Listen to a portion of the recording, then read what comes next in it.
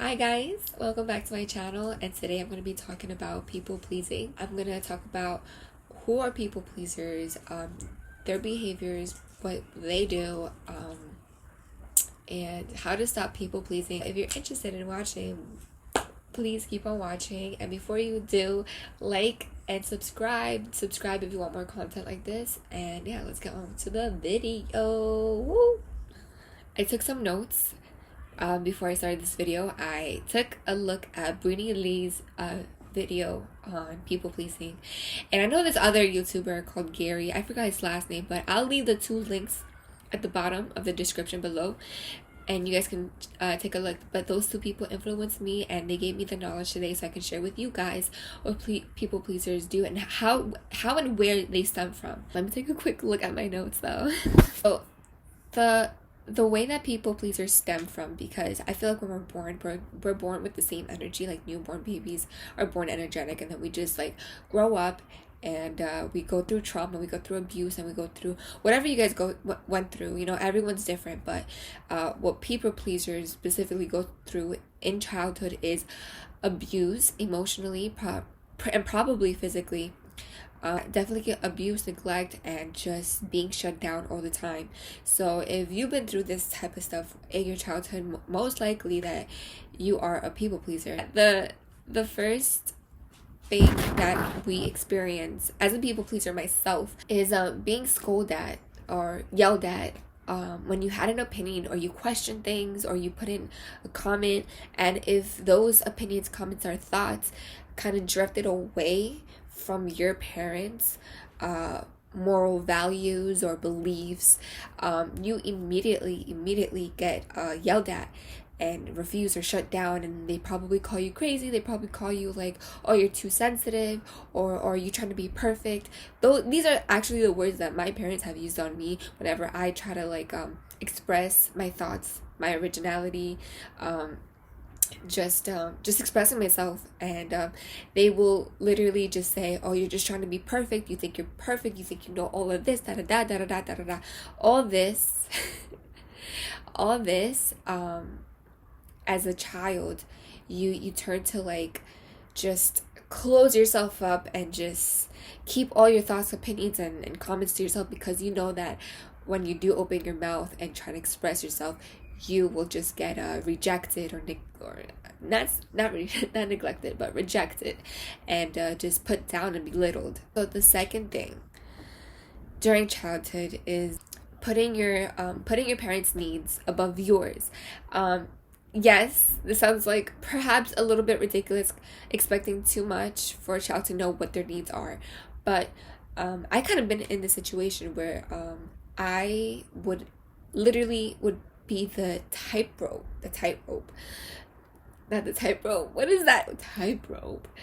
But the rope between my mom and my dad whenever they would fight. So they would play tug of war with me, like, oh, tell your dad that dinner is ready, or tell your mom that I don't want dinner, da da da da. Whatever the case was, whatever the situation was, I would be that rope in between both parents.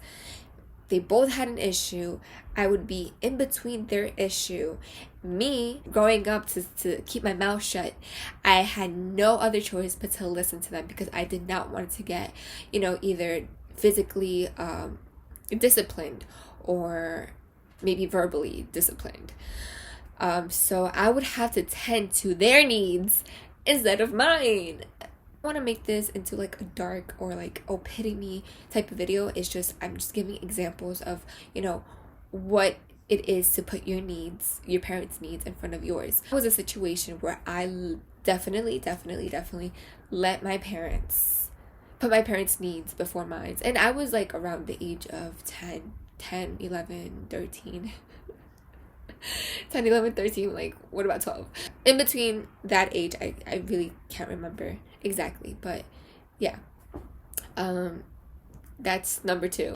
And number 3, feeling the need that you're walking on eggshells, or trying to like tiptoe around your words that you choose to say around your parents or your family. So all of this experience, trauma that each individual has been through as a child, might end up developing some people pleasing coping mechanism. People pleasing is a coping mechanism. So it originates from that specific like childhood events or trauma.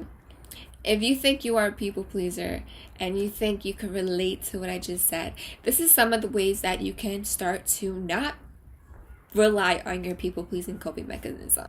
So these are some advice, some tips, some maybe guidance to help you guys, because I know people pleasing does get very exhausting, and then you take it along with you when you're developing relationships, friendships, and or at work, you know.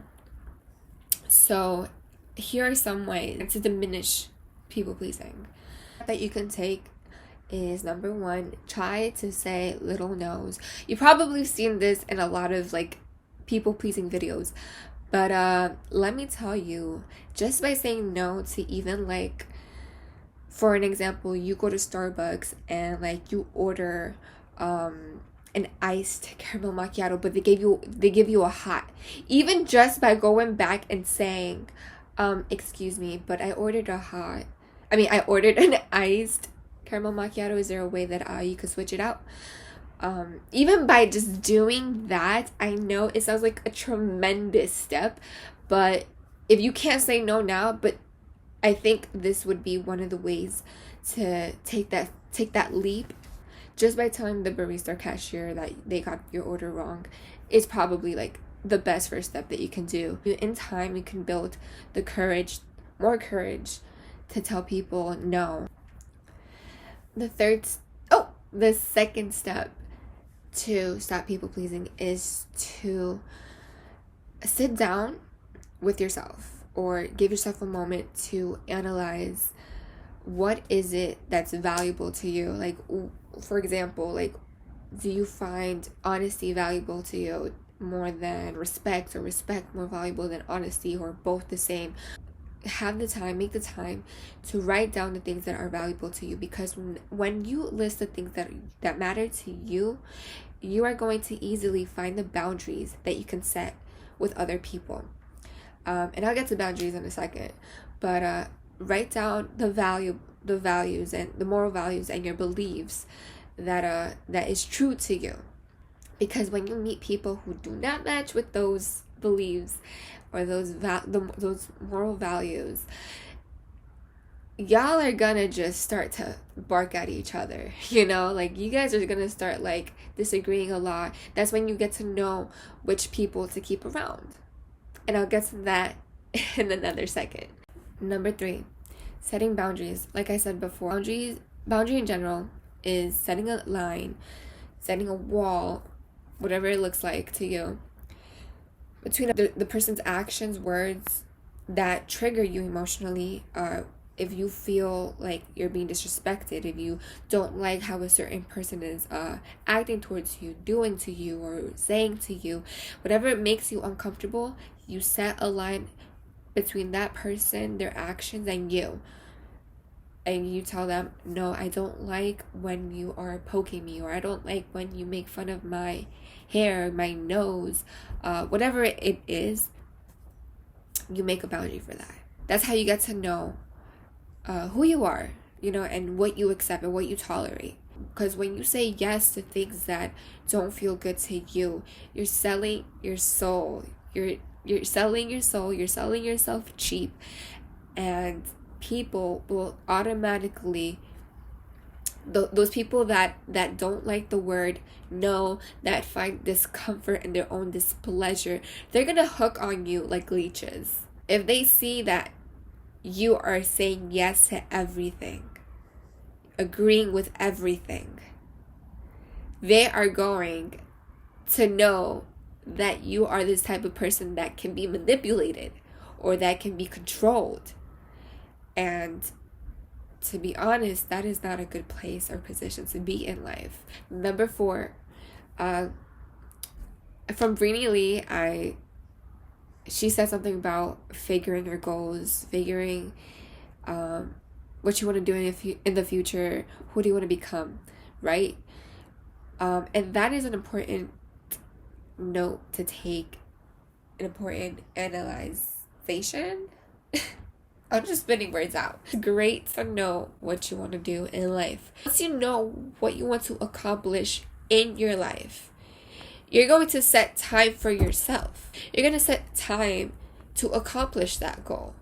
That's when the answer no comes into play. You want to make a YouTube video Monday, you want to do a makeup look, practice on your skills, your intentions, whatever the case is.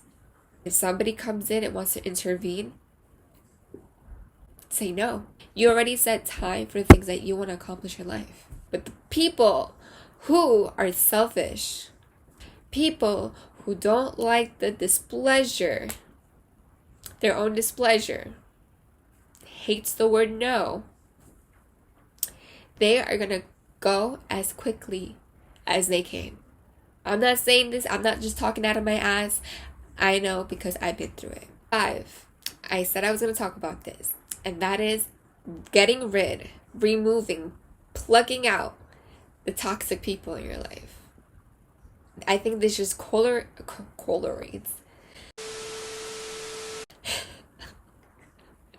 Correlates. What is it?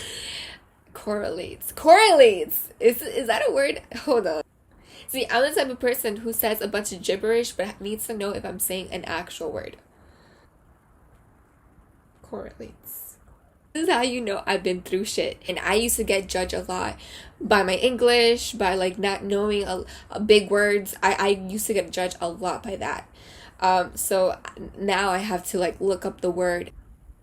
Correlate. Can you see that? Correlate. I don't know why I say correlate, like the way. Correlate, okay? Correlate. Either of two things so related that one directly implies or is complementary to the other. Correlate. I was right. I was not saying gibberish. Back to the video. So getting rid of toxic people correlates to all the steps that I just mentioned, right?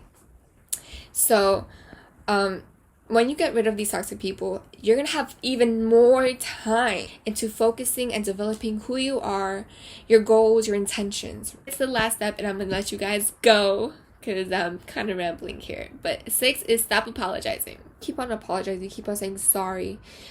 Let's just say, I apologize for, it's mostly like for saying no, or for saying a certain thing that you think it's true. If you always apologize, then they're not gonna like, I feel like in my point of view that people are not gonna take you seriously. They're going to see that you're vulnerable. I mean, we all are vulnerable, but they're gonna feel like you're an easy target to pick at you, you know, instead of letting them pick at you, you pick them out. Feel me? I'm going on New York.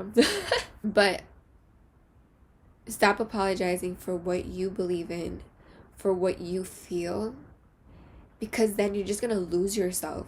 If you keep on apologizing for who you are, or just, you know, ignoring your beliefs, ignoring your opinions, and just hiding them, you're going to have an identity crisis where you're going to take a step back and be like, whoa, who the fuck am I? You're going to look in that mirror and not even recognize the face that you are seeing through that mirror. You're not going to recognize your reflection, period. Anyways, that's it for the video. I hope you guys enjoyed it. Goodbye, my beautiful people. I'll see you in the next video. Peace. Crusty dog. I'm a crusty dog. I'm a crusty dog. I'm a crusty dog. Bye.